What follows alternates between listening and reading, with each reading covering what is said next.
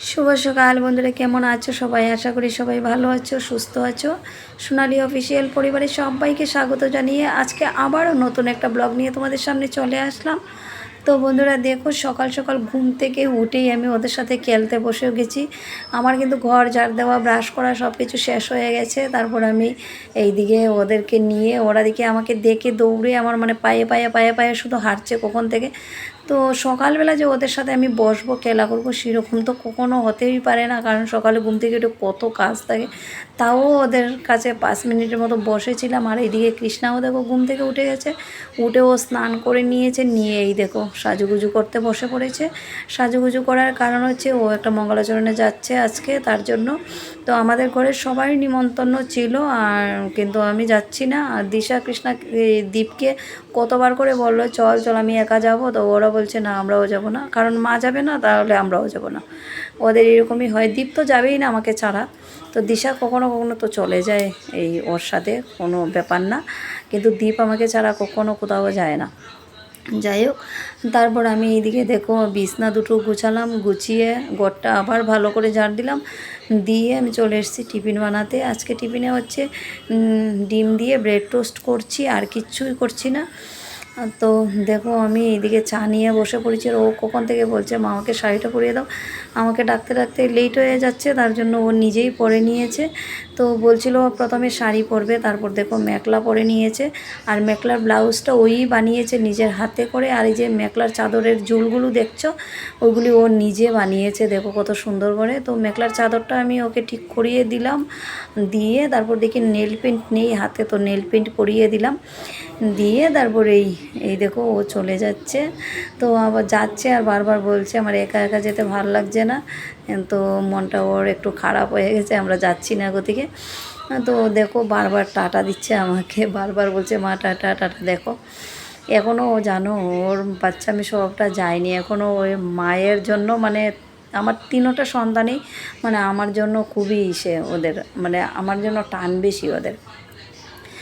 যাই হোক, আমি তারপর ওইদিকে ও চলে গেল, তারপর আমি দেখো এদিকে চলে এসেছি কাপড় এক গাদা নিয়ে। তো কাপড়গুলো সার্ফে ভিজিয়ে রাখছি, রেখে তারপর ঘর মুছতে যাব। তো কাপড়গুলো ভিজিয়ে দেখো আমি চলে এসেছি ঘর মুছতে। তো ঝটপট করে ঘরটা মুছে নেব, নিয়ে তারপর কাপড়গুলো ধুয়ে দেবো একসাথে, কারণ এখন তো কখন বৃষ্টি কখন রোদ, খুব বেশি একটা রৌদ্র দিচ্ছে না। তো কাপড়গুলো এমনিতেই তো আমাদের ছাদে খোলা ছাদ নয়, ছাদের উপরে টিন দেওয়া, রোদ তো এমনিতেই পাওয়া যায় না। তো একটুখানি রোদ বেশি যখন হয় তখন মানে ইসে করে কাপড়গুলো শুকায়, নয়তো এই যে বৃষ্টির ভাব থাকে তখন কাপড়গুলো শুকোতে চায় না। তার জন্য কাপড়গুলো তাড়াতাড়ি ধুয়ে দেবো একসাথে, মানে ভিজিয়ে রাখবো না বেশিক্ষণ। বেশি সময় আবার সার্ফে ভিজিয়ে রাখলে কাপড়ের কালার নষ্ট হয়ে যায়, তার জন্য বেশি সময় ভিজিয়ে রাখি না আমি। তো 5-10 মিনিট ভিজিয়ে রাখলেই যথেষ্ট। তো চলো আমি ঘর মুছেই কাপড়গুলো ধুয়ে দেব, আর তারপর দেখি কাপড় ধুয়ে একসাথে স্নানটাও করে নিতে পারি। আর তার মধ্যে যদি বাজার চলে আসে তাহলে বাজারগুলো গুছগাছ করে নেব, নিয়ে তারপর তো চলো দেখি কি করি। তোমরা আমার সাথে থাকো, দেখতে থাকো আমি সমস্তটা দিন কি করি, ঠিক আছে? আর আমার ব্লগ দেখে যদি ভালো লাগে বন্ধুরা, তাহলে অবশ্যই লাইক কমেন্ট শেয়ার করে দিও। আর যারা নতুন দেখছো সাবস্ক্রাইব করে আমার পরিবারে চলে এসো, কেমন? তো দেখো আমার ঘর মোছা হয়ে গেছে, আমি চলে এসেছি কাপড় ধুতে। দেখেছো কতগুলো কাপড়, মানে এক গাদা কাপড় হয়ে গেছে। দেখো কালকে ধুয়েছি এক গাদা, আজকে আরও এক গাদা, মানে রোজ দিন কাপড় ধোয়াটা আমার একদমই মিস দিতে পারি না। বৃষ্টি থাক যাই থাক না কেন আমার রোজ দিন কাপড় ধুতেই হবে। তো দেখো বালতিটা আমি একদম টেনে টেনে নিতেই পারছি না, এতটা ভারী হয়েছে, একদম হাঁপিয়ে গেছি আমি। আর আমাদের সিঁড়িগুলো না একদম খাড়া খাড়া, যেন উঠতে এতটা কষ্ট হয়, মানে শুধু শরীর নিয়েই উঠা যায় না, তার মধ্যে এত বড় একটা বালতি নিয়ে আমি মানে খুব কষ্ট হয়ে গেছে আমার একদম। যাই হোক, তো কালকের যে কাপড়গুলো ছিল কিছু কাপড় এগুলি শুকিয়ে গেছে, এগুলি প্রথমেই তুলে নেব, তা নিয়ে তারপর বাকি কাপড়গুলো সব মেলে দেব, দিয়ে তারপর বাজার নিয়ে চলে এসছে। দেখি কী নিয়ে এসছে এখন আমি বলতে পারবো না, দেখি নাই আমি। তো চলো প্রথমে কাপড়গুলো মেলে দিই, দিয়ে তারপর গিয়ে দেখি।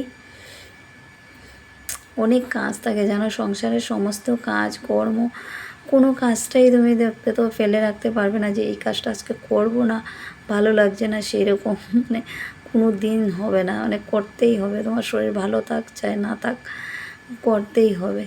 আর আমার একটা জিনিস জানো, যে আমি যে বসে থাকবো আর আমার মেয়েদেরকে দিয়ে আমি কাজ করাবো, আমার না একদম ভালো লাগে না এইসব। আমার নিজের কাজটা নিজের হাতে করতেই আমি খুব পছন্দ করি। এই দেখো কাপড় নিয়ে এসেছি, এসে দেখি এই মাছ, বাটা মাছ নিয়ে এসেছে। তো মাছ সবজি টবজিগুলো সব গুছগাছ করলাম, করে মাছটা কেটে ধুইয়ে রেখে তারপর চলে আসলাম স্নান করতে। তো ভাবলাম বাথরুমটাও একসাথে একটু পরিষ্কার করে নিই। তো লেগে পড়লাম বাথরুম পরিষ্কার করতে, কমর টমর সব কিছু পরিষ্কার করব। আমি তো একদিন পর পরই বাথরুম পরিষ্কার করি, আরও কত ব্লগে তোমাদেরকে বলেছি। তো আমি দেখো স্নান করে চলে এসেছি, এসে ঠাকুর পুজোটা দিয়ে দিয়েছি, দিয়ে এই যে এবার একটু সাজুগুজু করে নিচ্ছি। সাজু কি, আমাদের তো একটুখানি সিঁদুর দিলেই আমাদের সাজু হয়ে যায়, তাই না? আর কি সাজগুজ করব বলো। আর হাতটা না কালকে জ্বলে গেছে জানো, এই দেখো গরম কড়াইয়ে হাত লেগে গেছিলো। তো দিশা বলছে মা দেখি তোমার হাতটা কি হয়েছে এখন। তো টুসকে পড়ে গেছে, তো দেখাচ্ছিলাম ওকে, আর ও আমাকে বকছে তোমার কি হয়েছে, দুদিন পর পর শুধু হাত জ্বলে যায়। আর আমার একদম ক্লান্ত হয়ে গেছি আমি জানো। তারপরে এসে তাড়াতাড়ি করে রান্নাটা করে নিয়েছি। তো রান্নাটা আজকে তোমাদের সাথে শেয়ার করলাম না। তো কি রান্না করেছি একটুখানি দেখিয়ে দিই। এই দেখো বাটা মাছের ঝোল করেছি, এসে দিয়ে টমেটো কাঁচা লঙ্কা দিয়ে, আর ঢেঁকি শাক রান্না করেছি মসুরি ডাল দিয়ে। আর ডিম আমলেট তো একটা হবেই আমাদের ঘরে মাছ যখন হয়, কারণ দ্বীপের জন্য। তোমরা তো জানোই, প্রত্যেকটা ব্লগেই দেখো দ্বীপ মাছ খায় না। যাই হোক, তো এখন আমরা খাওয়া দাওয়া করব। তো আজকে ব্লগটা এখানে শেষ করছি। সবাই ভালো থেকো, দেখা হবে নেক্সট ব্লগে। টাটা সবাইকে।